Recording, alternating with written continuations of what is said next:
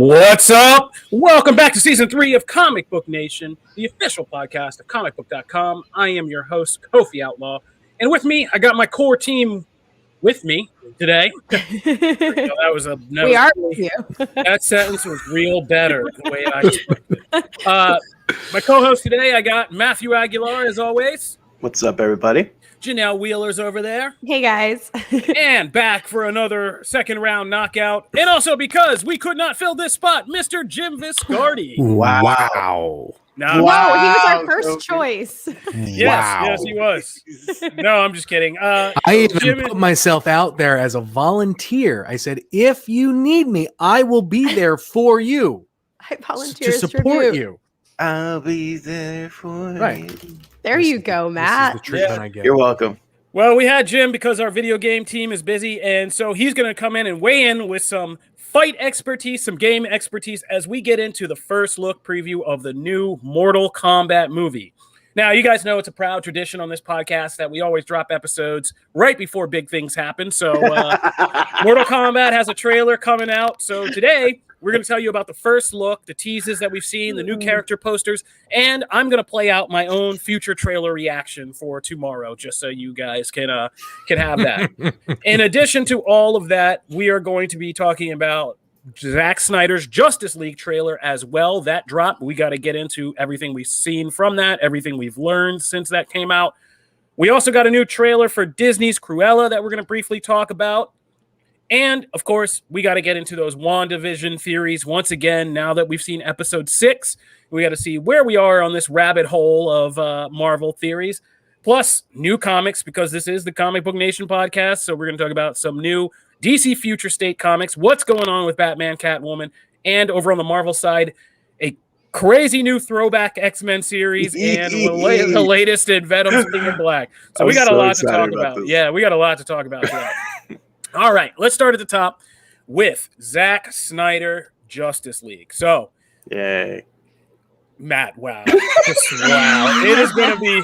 It's going to be a long... This is already so spicy of an episode. Yeah, it's going to be a long next month, but here we go. I don't understand where that trailer was fantastic. Yeah, let's just get into it. So the new trailer dropped, the full trailer, after many teases for a week leading up to it. And we got to see what Zack Snyder's full vision of this Justice League movie coming to HBO Max looks like. We got some key scenes. We got to see Darkseid and Granny Goodness and Desaad. We got to see Jared Leto's Joker finally in a full scene with Ben Affleck's Batman. And we basically got to see how different this movie really does look from the theatrical version that we got. So let's start with Matt, since he's keeping it spicy over there. I wasn't trying to do that. I know, but I'm just curious. You're still not moved by all this? Not yet? You know what? This is what I will say is this was the coolest thing about this whole deal that I've seen so far. Like, this was actually had the most new stuff in it. This had the most, just like, oh, hey, it's not just some extra things thrown on, right? This felt like a complete product. What I will say though is that way back when we first started talking about this, one of the things I said, and I don't remember if it was a quote. I'm sure someone can dig up that episode and quote it. But like I was like, it's great that it's here. Now let's see if we like any of the things that were like dropped and that didn't make it to the screen or to the part 2 or whatever. Because it's all coming doesn't mean I'm going to like it. It just means that, oh, hey, we finally get to see it. And when I'm looking at Darkseid, who looks like Goro, if we're going to really talk about Mortal Kombat without Goro's 2 arms. Awesome, though. If we're going to talk about why, like Granny, like all the things that are in here and the cool little like Easter eggs don't do it for me anymore. Okay. Like that's just the thing. Easter eggs and like, oh, hey, that person's a thing in a film doesn't do it for me me anymore. Well, Matt, I got a bad reality to tell you about this Snyder Cut thing. We've gotten to the point where it's got to be, I don't care just about a wink and a nod anymore. So the fact that I'm seeing all these characters, got some really bad news for you. Black suit Superman, great. He's blending like 9 stories into a 4-hour opus. I'm good. It looks fine. It looks fine. but I think the problem, especially with the Snyder cut, and I'm wrong, I love this trailer, and it is. If this was the trailer for the movie that we were going to get, and you see things like Granny Goodness and the Black Suit Superman, and to know where that can go is what makes moments like that exciting. Now, I think being able to see some of that stuff still is pretty exciting. My concern is that all, right? Like, did he just show all of it? And so like, there's no reason to get excited to see some of the other stuff. As Cody has said, it's the cul-de-sac cut of this thing. It doesn't matter. Jared Leto popping up as Joker, which by the way, that was cool, even though it like took a meme and made it like, oh my god, like there's so many like self-referential things in here. But I still like that part. I was like, hey, that's cool. It just doesn't, from all the things we've heard about and everything, it just, to cut it here, because I don't want to get into Kofi, because I don't want to just be negative this whole time. I will say that like it just didn't do anything to really like sell me on why I should really give this my time. It was cool for the however 2-minute lasted. Cool. I've seen all I need to see. I'm really okay. Now, what I will say is that Anissa, who did not make it through the original Justice League, we actually tried to watch it, and like 45 minutes in, she went, okay, this is boring. And like, was like, I'm done. The trailer got her hyped to watch this. I described it to her. I gave her kind of the info, the not biased info of like, hey, look, here's what this is. And she was like, oh, I'm excited for that. So I look, I might not just be its audience, which is fine. But for me, it just doesn't do anything for me. I relate to her because personally, obviously, this movie, I've watched it once. Justice League, I watched one time in the theater, was not excited about it. And because of all of this Marvel content coming out, because we have all these shows to look forward to, and I've been really heavily getting into comic books. You guys know this. This is because of you guys. I have not been excited about this at all. It's been there, and I know I'm going to watch it. I have to. I mean, we're on this podcast, but I wasn't like totally pumped about it. I was more, okay, cool. It's something to watch, more content. You guys know my motto. After seeing this trailer, I finally felt the hype. I finally got it. Like, I've seen all these other teasers and I was mildly entertained. This trailer actually had me pumped. Now, I wasn't standing up screaming at my screen, but I was very excited about it. And that's with someone who doesn't know Darkseid, who doesn't know Granny, like had to go, look all that stuff up. But just the core story of it looks so much better than the original that I am pumped. I am actually really excited about it. So I'm kind of like in between. It looks like a totally different movie. It does. I will give a shout out real quick to Zubby McDaddy, who said, remember when Thanos looked like 50 Shades of Grimace, as a great comment. Yeah, we actually have questions too. As much fun as this is, I obviously picked the wrong panel for this, so I'm going to step in and like actually weight this down for the whole fans that made this happen. And I am excited though, I promise. Yeah. You guys' enthusiasm is really infectious, but taking a step further, but more Joker. Yeah. No, I am going to stick up and say, yeah, I think we should all go into this understanding, as I think a lot of the fans who fought for this do understand. I mean, it's going to be the interesting part of this whole little experiment is what happens after this is out. But this is fan service. Like, this is purely a fan service project. Which is That's amazing. The only reason this exists. So my fan service project delivering me fan service in this trailer wasn't like upsetting to me. I mean, it is all Easter eggs. If that's not your kind of appetizer meal you want to eat, like I get it. But I rewatched Man of Steel and Batman vs Superman Ultimate Edition recently, just in preparation for all this. And yeah, I gotta say, I side with fans. I think those movies, especially Man of Steel, keeps aging, gets better and better with age, and kind of proves itself with age when you remove all the internet crap that was surrounding it and all the crap about the times. I guess we were still close to 9/11 for people's comfort. Now it's 2021. Oh, yeah. We're far enough removed. Stuff. Yeah. Yeah, and we can look at the film on its own. And after seeing Zack's vision in Man of Steel and Batman v Superman, the Ultimate Edition, I very much want this. And like, yeah, I want to see this Justice League, and I want to be able to go through the years going forward to rewatch the actual films that Snyder was trying to put together and put out. Because like I said, I get more rewards out of them over time. And I never want to see this theatrical cut of Justice League ever stand as the end of that vision.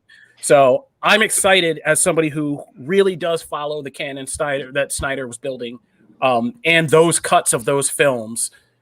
I do really want this, and I think it is going to bring a level of just kind of completion. And it's like a breakup where you just got to go back and talk to the person and have that conversation, right? Like this is a breakup, but yeah, we got to just put this to bed the right way. And I like what this you looks said. like closure. But yeah, I like what you said as far as, look, I don't have an issue with fan service. We geek about stuff with fan service in it all the time. The difference is, as a fan, you wanted this.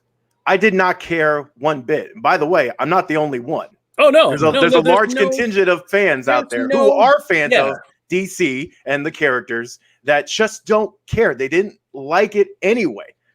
They didn't like it over the course of 3 The majority of people were never going to give this a chance, but that's not what this was about. This was about the contingent of very passionate fans who fought and battled for this and kind of won the day. Awesome. Yeah, we're never going to please everybody with this. I'm just preparing for there's nothing stress wrong headache of inflections of people. Yes. Well, there is something wrong with those. There is something wrong. And it's wrong with this entire year of movies that WB is doing.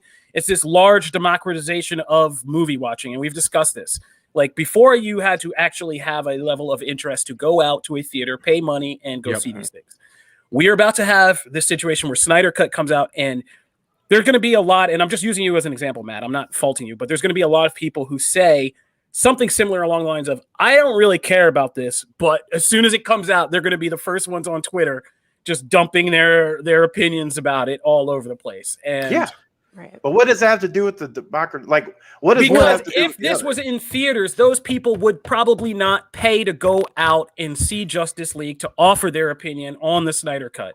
Now they're just going to be splashing their opinions on it, even though they were never going to embrace it all over the internet. So that raises a question, though.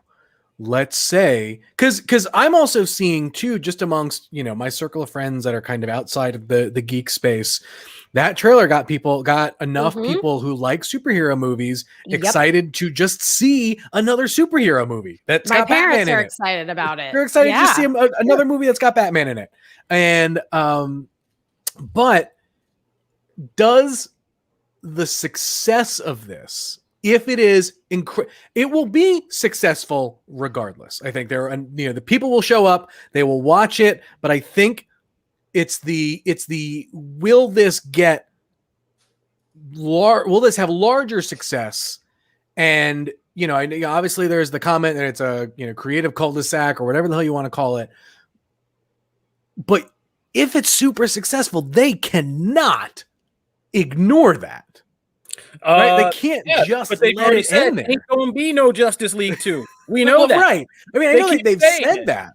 Yeah. But like, you never know. To be fair, they also never say never. Are they like, do they spin it as just an Elseworlds thing? Like, it's not like they call it something else?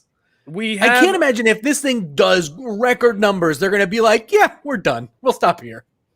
No, there's always a way to pull up as a person who kind of pioneered this saying, there's always the dump truck full of money, preferably waiting by the door, which is where I started talking about that with Christian Bale and bringing him back. But I think, behind the scenes, as people have pointed out in the comments, there is still a lot of shadiness around this whole thing, this whole incident about what happened to this movie, what happened with Zack and Warner Brothers, who was involved in that, the kind of bad blood, the investigations, like all of that. If I were Zack Snyder at this point, I would just want to put a cap on this and get the hell out of here and go do something else. Like, you got Army of the Dead, you got he's telling a King Arthur tale. Yeah, and it's just like, there you go. You are such a cynical bastard about the most accurate King Arthur. Matt, are you not even? Dude, you saw Guy Ritchie's I hated Guy Ritchie's. I hated Guy Ritchie. I love. I didn't know I didn't like Guy Ritchie's either. Are you not remotely interested for Army of the Dead? No. You are a crazy person. Now All right. though, what I will say on that actually has nothing to do with Snyder. That's not really a. Am You're I not a like a zombie guy? horror guy? I'm not really a Yeah, big not horror or really. zombie guy, really. Aside from Resident Evil, it's kind of the one thing that kind of sticks out there. But I'm not really that. So that really hasn't anything to do with Snyder. Okay, How that's dare fair. you? Wow, Just you kidding. were quite peppery today. All right. So that's Zack It's Snyder's great. Justice League. He asked This he asked is the question. I great. gave him an honest answer. I'm Thank you. not. This is That was good a fair content answer. too. I'm not faulting your answer. So, also, before we move on from DC, we also have the news of this Constantine project, or rumor rather, that there's going to be a new Constantine project coming out, and they are kind of looking to possibly recast the character of Constantine with somebody who's kind of more of a Riz Ahmed. And I don't know what the hell is going on with Hollywood and Riz Ahmed. Like, why is Riz Ahmed everybody's like freaking blueprint?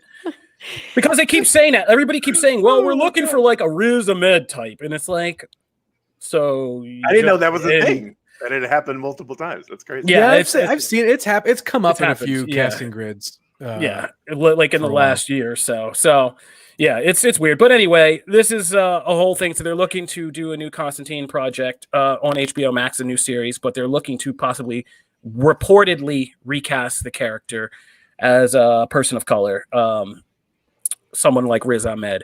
Yeah. I mean, look, I love Matt Ryan's portrayal of Constantine, but like I'm okay with a new one. Like if it's right, like we've had two already, why not, just throw a third? I think it's if they're gonna get the right actor for it, that's all. I mean, honestly, for me that matters. I don't know if there's like Constantine's can be a fun character, and that's really it. I don't know. I mean, you'd think I'd be the one to stand up for this as like a diversity hire, but but I don't even think it's that. I'm not really into this. I just don't even want to deal with the level of crap that this is going to probably invite. Like I don't feel like the UK fans are going to be super cool about this. I don't feel like the DC fans are going to be super cool about this. I'm searching for the like small circle of people who are like, oh yeah, I'm super cool about this, but like I just don't see it coming. Like it just seems like we're going to get like a whole bunch of just crap out of this. I don't know. Yeah. Matt, say something positive. Well, I was given such grief for being peppery after that. What I will say is, man, I'm kind of actually in between you guys because I love Matt Ryan's Constantine. Like I've loved it in every form. I don't like I really identify the character, even though Keanu did it first and all that. I identify the character with him. Like he's just such a perfect fit. Do you really? Yeah, I just do. Like again, we don't. It's not like we have a big sample size. Yeah. But I think you're underestimating the love of the Keanu film. It has grown. Those are rose tinted glasses of nostalgia, my friend. No, they're not. I love him. What are you talking about? What are you talking about? Francis Right. Lawrence is a great director. Keanu is good. Rachel Weisz is an awesome actress. I will always back her in every movie. Peter Stormare is amazing. Peter Stormare is one of the greatest devil characters ever. Like, I mean, Constantine was just that movie is a time capsule. And oh man, who knew the spice would come from? Yeah, I didn't know where the spice was coming from this episode. But wow, I want to set aside a whole episode just to fight about Constantine. But because I enjoy his version of the character, so I am bummed that like now he's gonna have the platform, the character, and now he's like, no, we're good, we're done, we're gonna go get somebody else. So that sucks to me. But I mean, as far as like, color, like I don't care. Like whoever, like I want the best person for the part. And so if it happens to be, not Matt Ryan and for whatever JJ's vision is, okay. Like that sucks to me, but I understand it. Yeah. All right. That's Constantine. We're going to take a quick break, but when we come back, we're going to get into this Mortal Kombat business, Disney's Cruella trailer, our WandaVision theory, and comics, and we're going to all make this fit in time.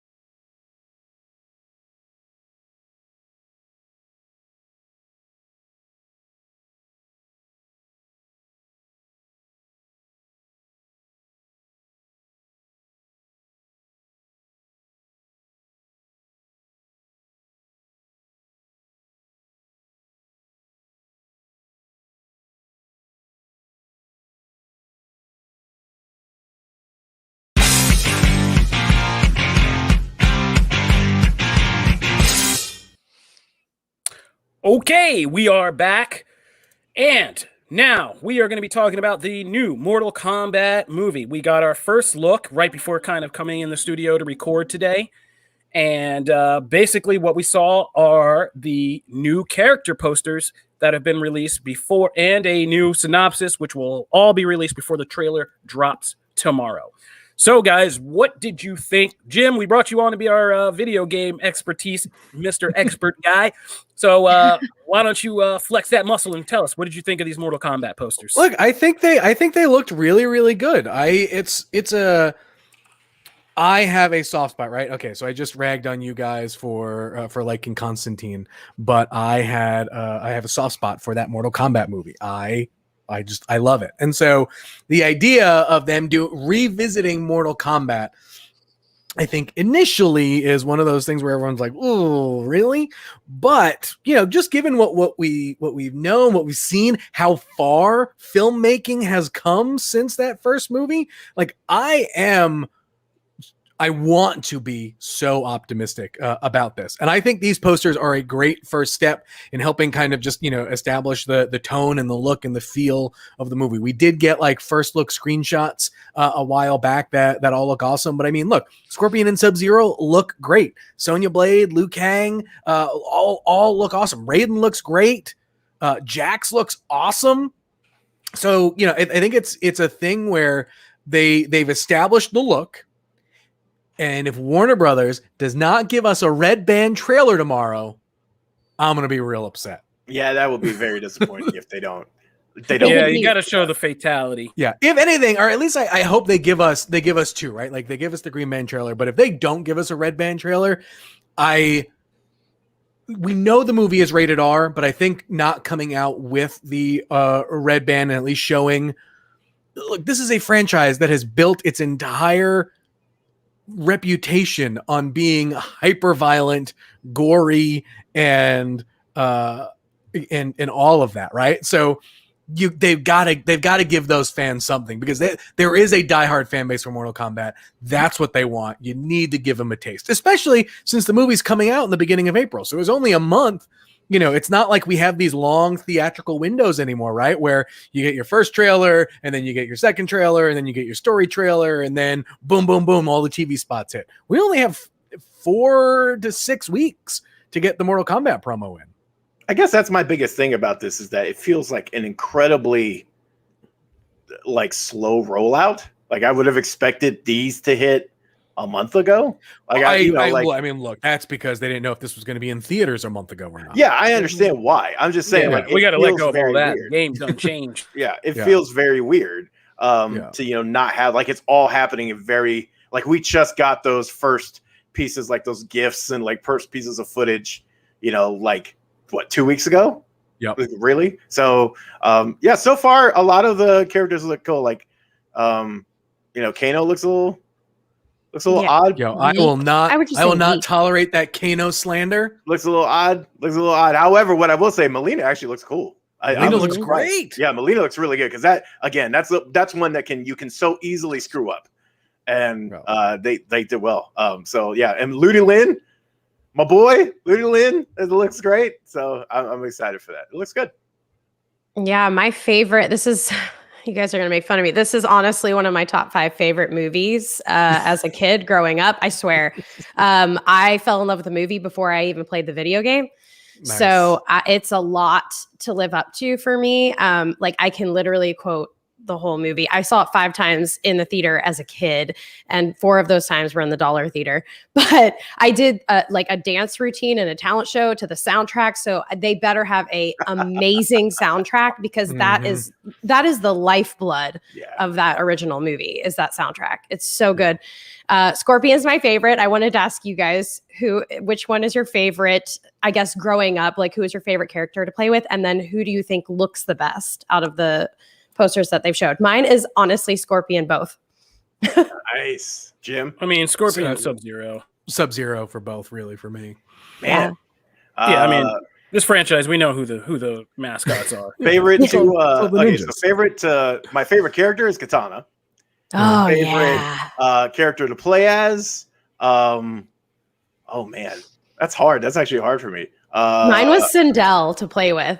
I'll With say the like shrieking. Jade and Sub-Zero probably. But bounce between Yes. those because Jade had the staff and like the staff is so good at range. It's great. Nice. For like Donatello. So yeah, it's awesome. Those are mine. Well, and there are still characters that we believe are in this movie that we have not necessarily seen yet, right? Like I think Natara we haven't necessarily seen yet. We know Cabal is in the movie. There are rumors that Reptile is in the movie as well. So there's still a lot to be shown for this.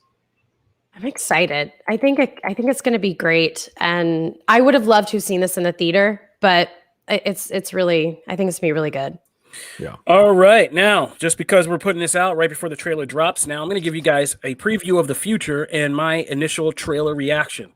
So, after seeing the Mortal Kombat trailer in the future, I got to say the action looks good, the production looks good, the costumes look good. I'm wondering about the story angle and how much time we get to spend in Outworld and Otherworld and Outworld, whatever it's called in this one. But otherwise, I think it's going to be a solid pick for HBO Max. Looks like the video game curse could be broken. Yes. Oh, that is a bold claim, Kofi. You heard it here first. Well, I live in the future, Jim. I fear nothing. Well, to be fair, Sonic broke the video game curse, but we're that's Also, moving right along. After a very lengthy thread in the gaming chat, it seems something Detective Pikachu broke it. So, we'll see. I guess the curse is different all around. Look, I love Detective Pikachu. That movie did not break. I mean, it didn't break. It didn't. It's not that it didn't. It didn't succumb to the curse. Sonic was didn't good. break it. But yeah, Sonic was great. Sonic made a ton of money. Doom broke it. Stop. Okay, let Kofi continue. It's a ridiculous show today. All right, moving right along. Disney's Cruella trailer. Matt, I'm betting you could say something positive here because you are our Disney guy. So what did you think of the Cruella trailer? I loved it. There it is. All right. Yeah. Good. I was wondering who that trailer was for, and I guess now I know. It was for me. And no, Charlie Ridge, or who, I think it's Jamie said it. No, Jamie, it's not. They didn't turn Cruella into Harley Quinn. No, you're right. It's Disney's. You're right. It's Disney's Joker. Oh no, I was going to say this is the fantabulous emancipation of one Cruella DeVille is what I saw. it kind of is, but like, this is one I care about. I mean, down to the Joker. Burning building. I care about Joker. Hey, since based on the conversation before this show, let me just remind all of you fun people that this lady murders dogs for a living. Yeah. I was gonna ask you guys about that. Are they still gonna like murder dogs? They better address that. No, but I wrote it in my notes. I said, "Will they still show that she butchers dogs?" Well, here's the thing: it's her origin story. So who knows? Really, it doesn't seem like it's gonna have that. They do obviously are going to tease it a lot throughout. We even saw it in the trailer. Dogs hate her. She's looking at dogs. Like there is gonna be the like connotation there, but I don't think they're actually going from the very beginning. This was a weird, like, I get it, right? Because they made money with Maleficent and they want to, go down this road of, spotlighting the Disney villains and whatever. Cruella is just one that just hits a little too close to home for it to be like, look, Emma Stone looks great. She looks great in it. And I think the production of it actually looks really good. I have no idea what we're getting into story-wise. I agree. I think we're getting into a story that is a proud proclamation for everybody who's not like a weird dog simp. I think this will be good for it. Oh, jeez. Wow. people who aren't like weird dog simps have had. I love my dog. Yeah, I know. That's what I'm saying. People who don't love dogs as much, this will be a great movie for us. I'm just kidding. It's just such an interesting villain to choose to highlight. It just isn't. It wouldn't be my first choice. Is this just kind of a standard movie? But at the very last scene, there's this kind of controversial sequence where she gets bit by a Dalmatian at the very end, and she beats it to death in an alleyway. Yeah, and Disney's kind of having trouble, kind of doing the scene with the bottle and the blood and the dog beating, and it's like very controversial. Wow. I'm just kidding. I made that last part up. You should have seen the look on my face if you were watching. That was the best part about it. Yeah. Okay, not that scene. I don't want that scene. That scene in this movie. I am excited for this one because Emma Stone is great in just about everything. So I will always give her the benefit of the doubt. in a movie. I enjoy Maleficent. Like, I'm one of its defenders. Okay, I know there's like 5 of us, but I'm one of its defenders. I like those movies. So I enjoy when they explore things with villains who don't get a ton of, screen time other than just being super villainy and we're ruling the world. So I like this. I am down for a Joker-ish take. Yeah, it has that vibe. I can't deny I'm down with it. I'm with Zuby McDaddy in the comments. I'm down with it if Cruella gets a moment to say, we live in a society. Okay, all right. Moving on. All right, moving right along from Cruella to WandaVision. Let's talk WandaVision. So we're coming into WandaVision. We just seen episode 6, an all-new Halloween spooktacular. We're getting ready for episode 7. A lot of stuff happened in episode 6. We're not going to go back through all of a recap. We have the Phase Zero podcast with Brandon Davis and Jim and Jamie Girac every Friday for those instant WandaVision recaps. Go listen to that. They break down a whole lot of great stuff. We're going to talk about theories after episode 6, where everybody is going into episode 7 on a variety of topics. So let's just get into it. How did you guys, we left off talking about Pietro, Quicksilver, Evan Peters. This was the first episode where we got to see him in this kind of 90s sitcom, Malcolm in the Middle. And Malcolm in the Middle is a 90s sitcom, just for the record. It came out in 2000, but the time period, obviously it couldn't talk to you about the 2000s since they were just unfolding. So it's talking about the 90s. So it's a 90s sitcom. All right. So we got the Malcolm in the Middle thing and we got Evan Peters, Quicksilver. What did you guys think? Was he a little too on the nose devilish for you? Are you into these Mephisto theories? What are you guys thinking? I keep leaning more into Nightmare than Mephisto, I think, at this point. But I will say, the thing that I didn't notice until Chris Killian, hosts a Daily Distraction every day on Instagram, pointed out was with the commercial. Where the shark, obviously it is kind of already has like the Quicksilver-ish colors and makes the comment, like, hey there, little dude. And then immediately after that, Evan Peters is also like, hey there, little dude. Or like, right on, little dude, or something like that. Mm-hmm. That, like, I think, is clearly too coincidental for it not to be. Well, yeah. Let's talk about the commercial because that one threw a lot of people, and that was one of the first things. Was dark. That one threw a lot of people, and I had to kind of break that down first in the middle of the night when I had a whole clipboard full of theories. But basically, what we see in that Yo Magic commercial is the proverbial Faustian bargain, right? If you don't know what a Faustian bargain is, it's a bargain with a devil or a devilish figure that you make, where they give you something you think you want while taking something really important away from you. What was it we were just talking about that they just kind of went through this whole thing and did this? Anyway, I don't remember. But you give something like really important, but you lose something very it was Wonder Woman 1984, right? That was Wonder Woman 1984 was the whole same thing. It's a Faustian bargain. You get back, Steve Trevor, but you lose the power and the things that make you this exceptional person that really are the necessity of what you are. So that's what a Faustian bargain is.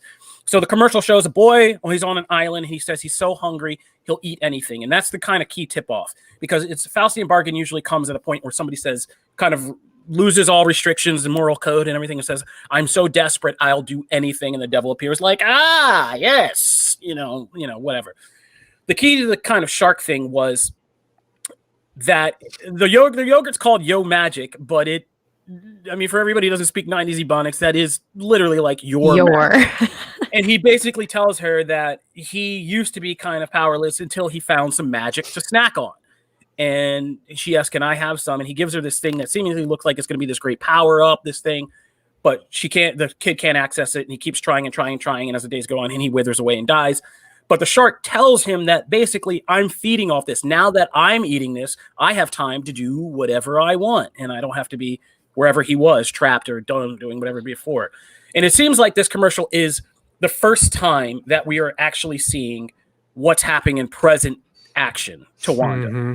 That something in her grief made her kind of reach out and say, hey, I would do anything to get out of this. And the question is, who appeared to answer that call and to do that? And I think that commercial, and the reason why it's claymation and so far from live action, is to layer up the secrecy so people don't make the connection that this is recent events. This is something that happened metaphorically to Wanda recently. And going with Adam Barnhart, our own Adam Barnhart's theory that these commercials are all connected to the Infinity Stones. This to me was the Soul Stone. The Soul Stone is a Faustian bargain, is what we learned in Infinity War. You can only get it and access its power if you are willing to give up this thing that's most important to you. And Thanos will use it at the end in that last scene in Infinity War. He says, Gamora's little soul thing says, what did it cost? And he says, everything. He had to give up everything. So my takeaway is that's what's happening to Wanda. And we have not learned, and the commercials are first hint, that there is a mortal threat to Wanda happening at this time. That while she's spending the days in Westview doing all this, something is feeding on her power, and it's eventually going to be harmful to her. Yeah. Or is being harmful to her, even though she doesn't recognize it right now. So that was my takeaway of the commercial. It's a really good point. Do you think it's connected to the fact that she is seemingly losing control, or like in the fact that they show when Vision is going to the outer edges of the neighborhood, people weren't moving, or there was, the glitch or whatever. Is that, do we think that's a result of her maybe losing her, her hold on that stuff because whatever this thing is feeding on her magic energy, or is that? I think the magic itself is the thing, right? Yeah. We haven't defined what that is, but that's the kind of MacGuffin here. And I think at the beginning of the show, I think it's like a power transfer, right? So like if you got two bodies next to each other, it says one's at 0, one's full of gas, right? And one sticks a hose in the other and starts sucking out, the gas. And it's like, what percentage are we transferring? And I think as the show goes on, Wanda's losing more and more control because something is taking more and more of the power and is in control of it. Absolutely. She is not. And that's just my theory. Because I agree with you.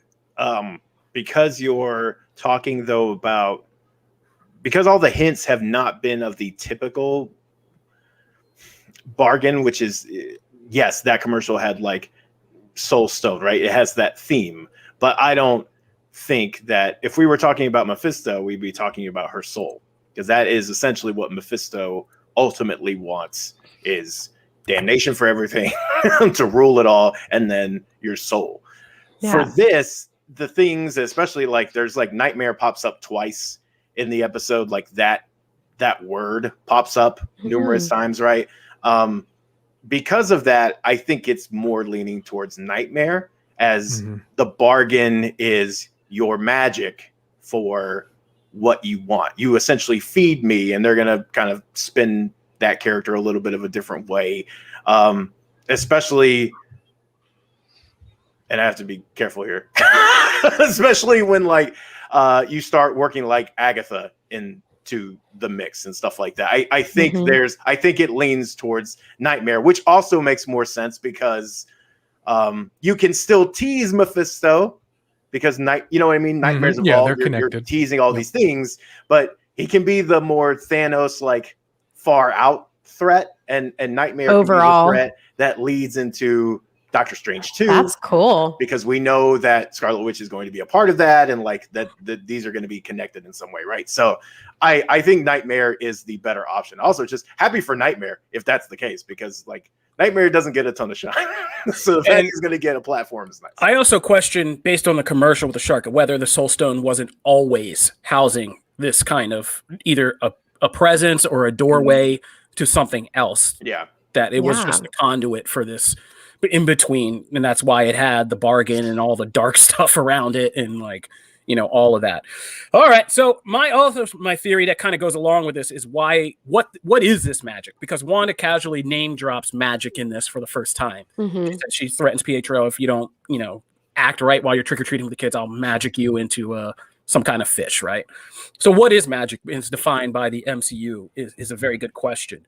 I've been kind of working on this theory that while the Infinity Stones won't return as we saw them, that the kind of resident energies and all of that of those stones and the primordial energies, Wanda's one of the people who can still access that. And the other people who can play with those energies, that's what we're going to learn is like the MCU version of quote unquote magic, is people who can harness, even in small part, these primordial energies of like the Infinity Stones and all that stuff. Because I feel like more and more we see like hints that there are multiple Infinity Stones kind of at work, or at least the powers of them are very kind of similar. The Reality Stone seems to be becoming more and more obvious. Her sudden ability just to increase the bubble makes me think like there's a power stone energy somewhere in here that she can just exponentially increase her power, and we've done some of the other breakdowns, but yeah, in some ways I think they're going to play up this whole idea from the comics of Wanda being this quote unquote nexus being and what that means across realities and dimensions and stuff, that she is kind of like the key, the keyhole to a lot of this stuff. What do you guys think? Jim, get deeply comic geeky on me. Well, no, I mean, look, that's the thing. The question always is, even in the comics, is just how powerful is Wanda?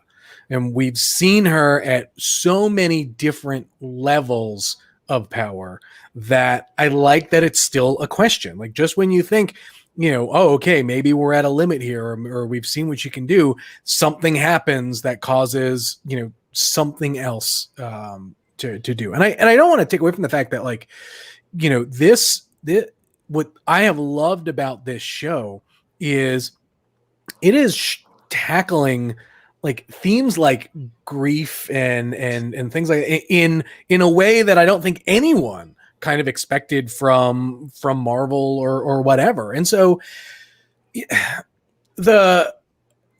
bring up an interesting point with the Infinity Stones and like their latent energy or whatnot, because like, look, we know just with Strange, right? Like his ability to harness the Time Stone and how they've been watching over that one, and what that what the role of the Time Stone has with the Masters of the Mystic Arts, with on that front. And so what's that saying? Like, what's the rule of energy, right? It can neither be created nor destroyed, but just transferred or transformed. Transferred or transformed. And so I think that's what happened. Like, the only question I have that is, like, theoretically, the stones have not been destroyed. Like, they're back. They've been replaced. They've been atomized. Thanos couldn't destroy them, so he basically crumbled them into atoms and spread them across and just threw them out in the universe somewhere. Right, and that's what I've been saying. Wasn't the whole point of Endgame to go back and get them and then put them back? I don't put them back in their proper times. Okay. Yeah, So the events of Infinity War still happened. The stones are gone. They're not any. Okay, but they're not. But that's what I keep saying. Like, gone is an operative word. Right, they're not physical stones anymore. No, they were gone from being physical stones to just being these kind of atomized energies across the universe. And if there's one person I keep saying who can collect that energy or channel it, it's going to be Wanda. And that's why I think I think we even put out a story that said Wanda is the new Infinity Gauntlet. And I think in a way that's what we're seeing. She is the new big kind of mystical MacGuffin, big power in the universe somehow. And I think we're going to figure out all of this as this go along. All right. Last thing before we move on from WandaVision. What are you guys betting? Because BD has been out there putting this out there hard that Monica Rambeau's mysterious aerospace engineer is going to be Reed Richards, John Krasinski. What do you guys think we're going to find? I don't want it. I don't want it. Wow. The spice. I'm with Jim on that. There's so many other better options. You don't need Reed Richards to be introduced in WandaVision. He walks onto WandaVision for the first time, bringing Reed Richards into the MCU. People are going to lose their minds. People are going to lose their minds regardless of where Reed Richards shows up. And I don't think it serves this. I don't think it serves the story. Something bigger. I don't think it serves. I don't think it serves WandaVision. I think it will be too much of a distraction. Black Widow enters the picture as a sexy secretary. I think we can. There is no. Haven't we learned from those days? But that's the thing. You don't need epic entrances. Like, T'Challa's entrance was in a UN meeting. Like, it wasn't like some epic thing. Like, I don't care if they put a big name character there. I just don't think, like, having Reed Richards does nothing for a lot of Marvel, unless you're just a big name hunter, or you just like the Fantastic Four. What does Reed Richards bring to this story? Unless you just want to see a splashy name, which is great for the 5 seconds it lasts, and then it's like, oh, well, what does he bring to the story? Absolutely nothing. A terrible father and husband. There you go.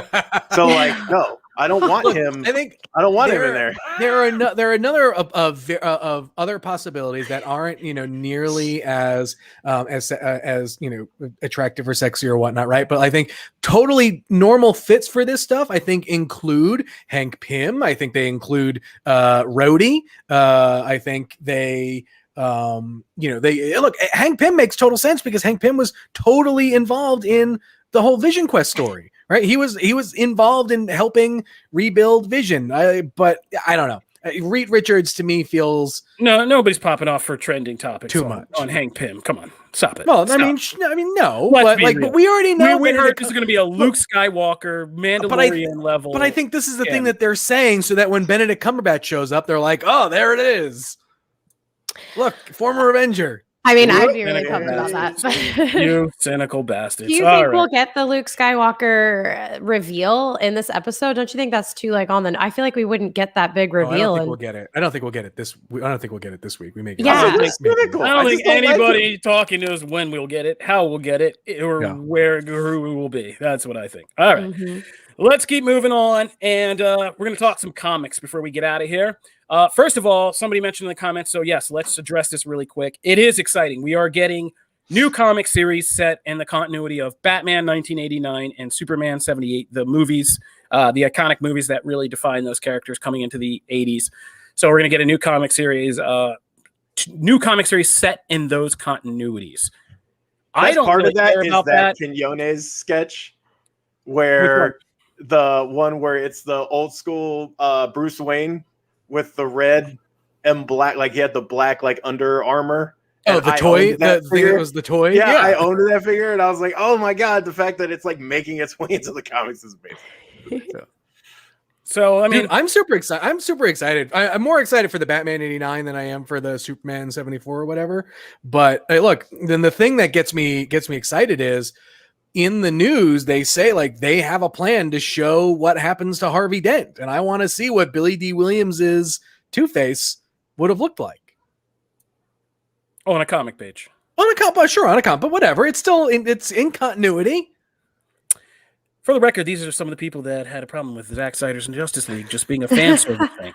No, I did not have a problem with it. I know. I'm excited for it. You. Okay, but we're going to move on. So, yeah, we're excited for that. That is a thing that's happening. We just wanted to kind of talk to you guys. Matt, take us through this Batman week. 89 was good. And we want to return to that world. Oh.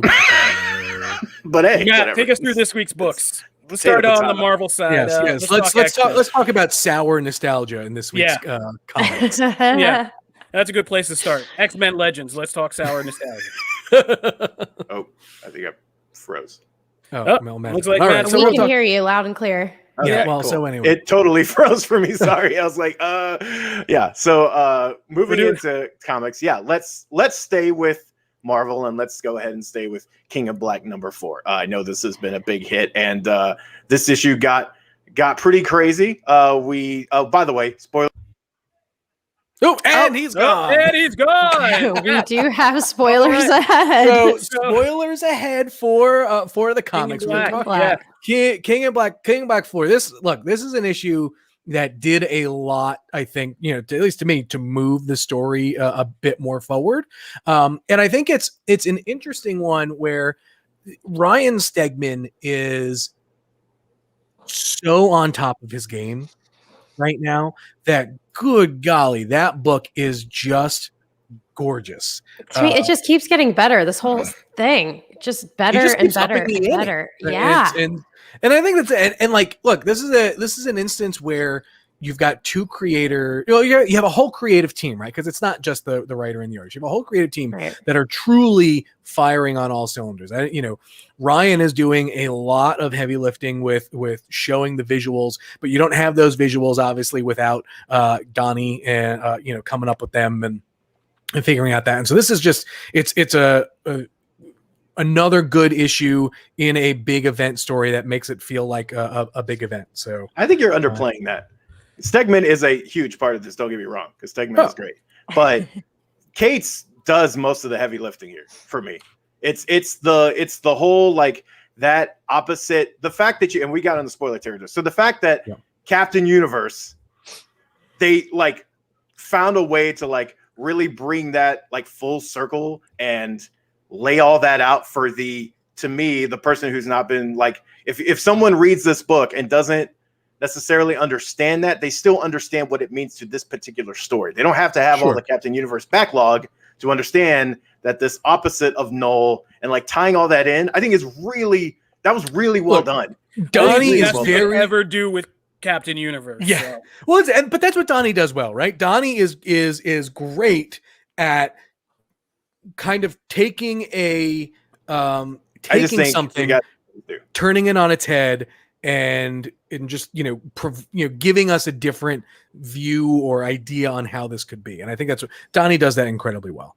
Yeah. So I feel like that needs to be, because the art is gorgeous, and but the moment of like seeing Surfer like have the light and goes, oh, like you're not looking for me. Like there's so many cool things. And hey, a positive note for Reed Richards. I like that sequence. There you go. He doesn't get very many. He's like Beast. He's a jerk almost all the time, but he got one. So good for him. What did everybody else think of this issue? Doctor Strange turns into Jason Momoa. That's all I can think about. I was very confused, but I liked it. I'm like, all right, he just got even hotter. That was my big moment for me on this comic. I was so pumped when he turned into a quote unquote god, and just really cool comic. I've had a couple people kind of approach me and say, Janelle, I listen to the podcast. I don't know where to start with comic books. I feel really like you. I feel like a noob, but I feel uncertain. How did you do it? I go, well, first of all, there are two things. You read what's coming out, which is what Matt hands to me on a silver platter every week, thankfully. But then you just find a hero that you really like and you go with it. You jump in wherever you can and you roll with it. Doctor Strange is my favorite. So I started with Doctor Strange. Right now I'm reading Into Vision, and any appearance of Doctor Strange in any other comic makes me very excited. Once you find your favorite, you're just going to like freak out. And so that was my big moment in King in Black, on top of it just being amazing. And I love the cliffhanger. Completely agree, by the way. You find a character that you love and you just dive into them. Yeah. And they will typically open the doors to other characters that are kind of like them. You will find a few that you love very quickly. I would still love that. Kofi, yeah. I hate to be that guy, but I think King in Black is just kind of devolving into typical Marvel crossover territory now. I thought it was kind of unique and fun in the beginning. I don't hate what's happening here, but it's just kind of like, it's like I said, it's typical comic book. It's very much mid chapter, right? And I think really what'll come down to is can they stick the landing? Like, what does this do for the future of the MCU, or not MCU, the Marvel universe, and what ripple effect will it have? Because that, to me, is how I've always, judged the efficacy of these big events. Is where does it put the Marvel universe at the end? That's a good word. I'm one of the. I really actually dug this issue. Mostly, I think also too what helped is that it's nice to have the X-Men back into the fold of an event. Like Empire, yes, they were like a part of it, but it was kind of over here still, and all the Krakoa stuff was really dominating all their time. And here it's kind of nice to have like Cyclops and Storm and the Marauders kind of on the fringe. So I actually enjoyed that. So let's move on to the other X-Men centric title, because X-Men Legends is completely different from this book. It dives back into essentially taking place during kind of one of the many classic runs of the X-Men, and kind of sort of picks up where things left off, but like they're getting to explore things that they didn't get to explore. Things. Wow. Oh man. Yeah. Okay. Including the third Summers brother. Okay. Adam X wasn't cool in the 90s. He looked like Poochie on The Simpsons, like something that creators tried to create to like reflect 90s edge. Backwards hat, dude. And I don't know. I just feel like this issue, if anything, is like, it feels like, I know they're being earnest and serious, but it feels like a parody of 90s Marvel comics. It's just a thing that makes you realize how ridiculous it all was. That Havoc outfit was ridiculous. With the leather jacket and the head harness and the hair coming up. Like it was all ridiculous. The artwork, I mean, I don't like the throwback artwork. I think it's ridiculous. Yeah, ton of dialogue. It makes it hard to read. Like going back to 90s comics is sometimes hard to do because to be fair, though, that was 90s comics. It was a lot of dialogue and crazy designs. Yeah, they did a very good job of recreating 90s comics. As somebody who came into comics at that period, they did a great job of recreating it. But it just, like I said, it had a parody effect. It was like, man, I was really reading some ridiculous crap in the 90s. Like, that's what it made me think. And seeing this didn't make me feel any better. I mean, this just seems like the lamest mystery that is just going to get a lame answer that is not going to affect anything, because obviously the fandom chose long ago to ignore this Adam X branch of the story. I am not here for the Adam X rehabilitation project. Like, just let him be a relic. That's all he is good for. And I think the comic is so funny and self-owns itself in the scenes where Adam X was always this ambitious mutant power they were trying to explore, but they could never really figure out what to do with. And this comic just sees him building up several times. Like several times he's like building up to use this epic power thing, and it just completely craps out. Like it's just like, oh, I guess I'm not going to electrocute their blood. Like it's I'm like, waiting for this money shot. I was waiting for this money shot of the blood electrocution, and it's just like he can't even pull it off now. I'm like, dude, it's like that was a very 30 years later, and we're still waiting for this epic blood electrocution stuff. So I don't know, man. I think this is right up there with the kind of the black and white series. It's just like creator indulgence over fans, service. Mm-hmm. It was very wordy, and it was hard to grasp. As kind of like boring and confusing are all right words to use on this show. I have found that most of the X-Men comics that I've been trying to jump into are very hard to get into because I don't know that world. I thought I did just from like watching the cartoons as a kid, and obviously like once or twice watch throughs the movies, but the comics have such a huge and entangled world of this X-Men universe thing that I feel very overwhelmed by the amount of information that's thrown at me. So I can tell that in this comic they tried to like be like, oh, the explanation for this is this, and they tried to spell it out, but there is just so much to take in that it is hard for like a casual reader to just like jump right in. I am intrigued by Adam, but I don't know him. So I don't have any context whatsoever. And I think he seems like a hippie on a farm, and I love it. I think that's cool. Like I think that he's meditating. Yeah. I think it benefits you that you don't have the baggage that some of us others do. I think that's a good thing. And I actually think you're probably one who can really actually, what would be very interesting is at the end of this, like after the end of this kind of run, I would be interested to see like what you think. Like, do you like that character? Did it work? Right. Because I don't think me, Kofi, and Jim are going to be the ones to be able to really judge that without bias. I enjoyed this issue. I actually really like this, but I like it for all the things like Kofi totally said. Like all of that's true. Like the costumes are ridiculous. The artwork is very 90s, even though I will defend 90s X-Men artwork to my dying day. Like all of that is very much that. But I was in. I was like, look, I want to see what you come up with, because like we already have a third Summers brother. Like this whole mystery started and ended, and then they gave us Gabriel, who is Vulcan, who is the third Summers brother, and then they like left this to die, right? So like I'm actually kind of curious to see what they do there.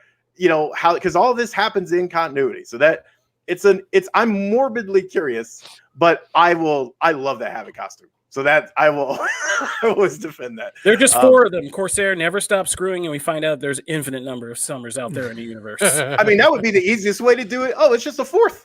It's just a 5th. Like it's all done. So let's move from he's a bastard Marvel to DC, and we're gonna talk Batman. That's Catwoman. Why his name is Adam X. He's a bastard. We're gonna talk Batman, Catwoman. Starting with Janelle. What did you think of the issue? I'm still enjoying the story. Honestly, out of all of them, I kind of forgot this one the most. Like the story didn't really stick with me after the last book where we had Catwoman, elderly Catwoman going to elderly Joker. Like I can't even really wrap my head around this next one. Like, why is it needed? I guess just to introduce their daughter. Is that why? I mean, kind of essentially, like, well, I mean, there's yeah. I mean, there's a it whole. was good. It wasn't terrible. I'm on the opposite, and this was my most interesting book this week. Wow. I think this was the first book out of this Batman Catwoman series that begins to converge these three storylines in a kind of pointed way that I actually feel like Tom King can stick the landing to this. Because what it essentially does, the Helena Wayne, let's just say that was cool in and of itself, just to see Helena Wayne, who's Helena Wayne, who's been this kind of halfway in, halfway out of continuity character for since like the Golden Age. Finally kind of make her full continuity debut as Batwoman after her father dies. That was cool. I'm not going to get into the costume. Some people have a real problem with the costume. That's a smaller issue. What I thought was good is I now understand why there are three timelines, and the kind of Golden Age Batman timeline makes a lot more sense because this has to do, it's almost like a weird romantic triangle with Catwoman, and it's not romantic, but it's like her allegiance to Batman versus her allegiance to Joker, and they reveal that there has been both. She has been playing both sides for many years since the beginning. And this issue really brought it home about how deep she got into it with Joker in terms of keeping the secret from the early days, knowing what kind of psycho he was going to be, knowing what kind of horrible things he was going to do, and still having this deal with him on the side that she then now becomes this secret she has to kind of carry throughout life that she doesn't ever want Batman to find out. That made it interesting, and it makes the drama across the timelines interesting. And so I thought this and the kind of future setting with seeing this cat and mouse game between Helena and Selena was very interesting. Just them at a dinner conversation, knowing that Helena kind of is onto her killing Joker, but is lying about it and is not telling her mother. And their relationship alone, I would read a comic with just them in it after Bruce is dead, because that was really interesting stuff. So I'm actually digging what Tom King is doing here, because I like that that he's introduced Joker as kind of like I said, like almost like somebody Catwoman's not having an affair with, but like this infidelity to her relationship to Batman. Yeah. Are we not talking about the costume? What's that? Are we not going to talk about the biggest part about this comic? I said I wasn't going to get into it, but if you want to, go for it. I mean, it's just, I guess we should explain what it is. Apparently, there's been a lot of controversy about Helena. Am I saying it right? Yeah, about Helena. the costume. Helena. And honestly, like, it's not that big of a deal to me personally. Like, I was like, I get what they're doing. They're doing the cat suit with that. They're combining the two. But the only thing that really bothered me was just the belly button thing. It just like, why are you showing the belly button? How did you guys feel about that? No, that was weird. I think, look, It's a choice. Clayman can do some great stuff. I do feel like his stuff does feel a little too posed, and I believe over time can be a bit over designed. And I think this just is a result of that. This is under designed. Sure. There's no pants, but but I didn't have so much. I mean, like, here's the thing: I've seen a bunch of terrible costumes over the years in comics. Some like this, where it feels like I wasn't even like offended. It was just more like it felt incomplete. It felt like there was just something like it wasn't a all the way thought out design for everything. But at the same time, like I understand, like it's a thing that happens a lot in comics, and so especially with women, and so I mean I totally understand why people were like not digging it, and why people very quickly took to like adding pants and like adding these other things. And it's just I think it's just the way Man drew it. It just like came off as like some people looking like, oh, it looks like she's not wearing anything. She clearly is in the entire jumpsuit, but But I get it. I always get weirded out by these conversations because it just seems like we pick and choose these things. Like, if there's a Huntress costume and this is not like more risque or something to that. It just looked like Catwoman's old gray leotard costume with a Batman harness on top. With underneath. The belly button, I don't know, like if you wanted to show she had such great abs that you could see her belly button. I don't think that's a real anatomical feature of wearing skin tight suits, but that's weird. Yeah. It's just a weird show. It's just it didn't bother me. It didn't bother me. So I know we need to close out. So what I will say about Batman Catwoman is I agree with both Janelle and Kofi. I really enjoy the future stuff. I love seeing Helena, who was an Earth 2 character, kind of, seeing some of that explored in the main continuity, which is really cool. And that back and forth with her mom, I love that. And I also, agree, like it feels like some of those timelines are starting to converge. I still feel like maybe we didn't need that third one like we were kind of talking about last time, but I like where it's going. This wasn't my favorite issue of the series, but I still enjoyed it. Just real quick to mention a couple of comics this week, I wanted to shout out Excellence is back, number 10. It took a hiatus, but it is now back. So definitely, if you've been waiting a few months to get back on that train, definitely do so. And then the finale to We Live came out, and I'm telling you, like, that is a series. That's 5 issues you should definitely check out if you are just even remotely into sci-fi. It's just a really cool issue. So definitely check those out. But that's comics. All right, my quick mentions are some movies. Like I said, I rewatched the Snyderverse stuff, Man of Steel, Batman, Superman Ultimate Edition. I think it's worth a rewatch before Justice League comes out, just to kind of see how the Vision has aged over the years and when we're removed from all the internet chatter and all that stuff. Judas and the Black Messiah is on HBO Max as one of their same-day releases. That is excellent movie. Starring Daniel Kaluuya and Lakeith Stanfield, about Fred Hampton, the Black Panthers. That's a great one. I finally sat down because in all my award season coverage, me and Charlie are on an awards group here in Nashville, and we have to see all these kind of awards movies. I never watched Palm Springs on Hulu with Andy Samberg. That's a great movie. Go check that out. Palm Springs is really great. Okay. It's basically Groundhog's Day with a romantic comedy angle to it, but it's actually really well done. Andy Samberg's really good, and the girl from How I Met Your Mother, I forget her name, who played the mother in the end, is the female lead in there. Nice. It's really good. So check that out. And also, as you may have saw on Twitter, I trashed the Promised Neverland anime.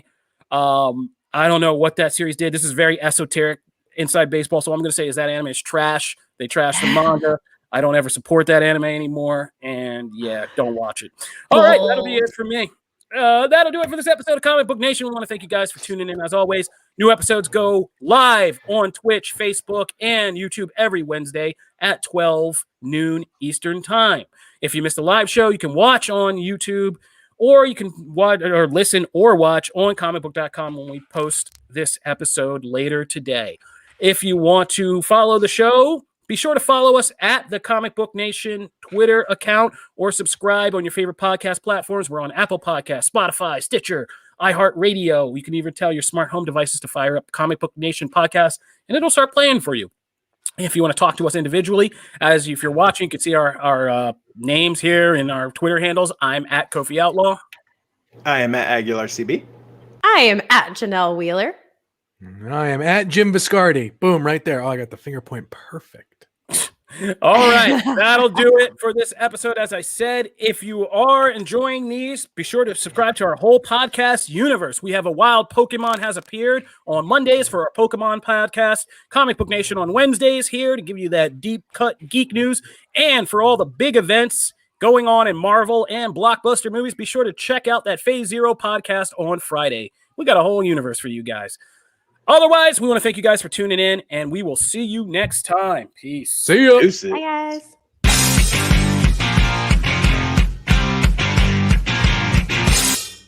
Still slapping.